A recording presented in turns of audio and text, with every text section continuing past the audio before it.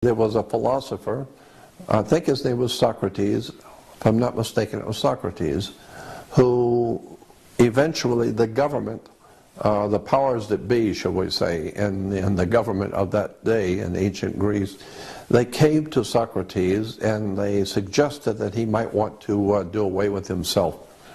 They didn't want to have to do it themselves, so they suggested he might want to commit suicide for the good of all the nation. Why? Why was the government so anxious to have Socrates dead and gone? They said that he was corrupting the youth of Greece. He was corrupting the young people. And what was he doing? He was teaching them, he was teaching young people the facts of life, how the world works, to question government, question authority, question with the people around you. Don't just buy into anything because you're ignorant and ill-informed. Question everything. Begin to read and study on your own and begin to question powerful people, powerful governments. And so Socrates began causing young people to think too much. And eventually they had to get rid of him. He was too popular, so the government didn't want to kill him, so they just asked him to do it himself. So the same thing, the more we change, the more we stay the same. Nothing changes, and so there's nothing new under the sun.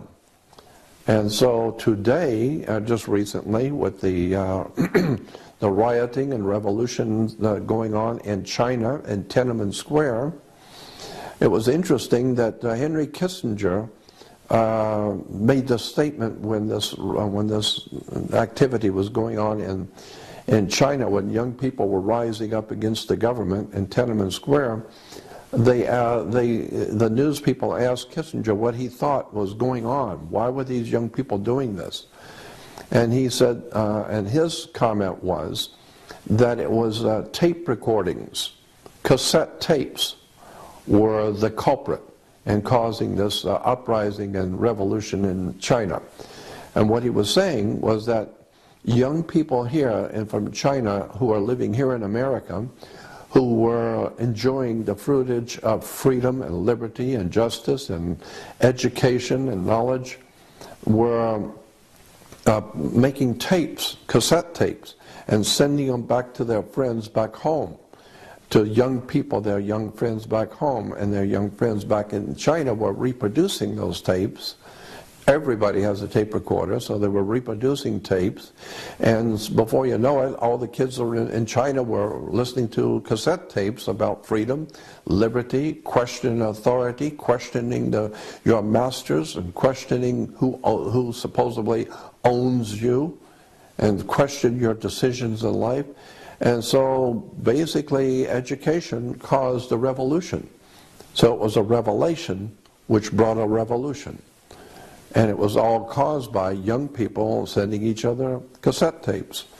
So the same thing we see in China, we saw in ancient Greece. When the great philosopher was teaching young people how to think, and they were spreading that message to other young people, what happened? It caused a revolution. And if there's ever been a time in the human race, and the history of the human family on the earth, that we need an intellectual, spiritual renaissance. We don't need revolutions in the street. It's quite simple. All we actually need, the civilization on the earth needs, is a spiritual and intellectual renaissance. A time when people will begin to hold important knowledge, wisdom, and understanding, questioning authority, questioning the governmental system under which you labor. It's a very important point that knowledge is a basis for power. Let me give you an example. Suppose you have a two-story building and you're going to put a lot of weight on the second floor. before you put heavy, like printing presses and all that kind of thing, before you put any heavy weight on the second floor, go downstairs with a ladder and get a building inspector and go up through the ceiling tiles on the first floor and look at the foundation of the second floor to see if it's going to hold that kind of weight. So what you're doing is you're going downstairs, you're going down under the foundation, and you're standing under the foundation to see if the foundation is going to hold that kind of weight. So what you're doing is you're standing under what you're going to build on. That's where we get the word understanding. So unless you are able to go beneath the surface of any subject, you don't understand. And so it's time that you begin to understand the world you live in, how the government really works. It doesn't work the way you think it does.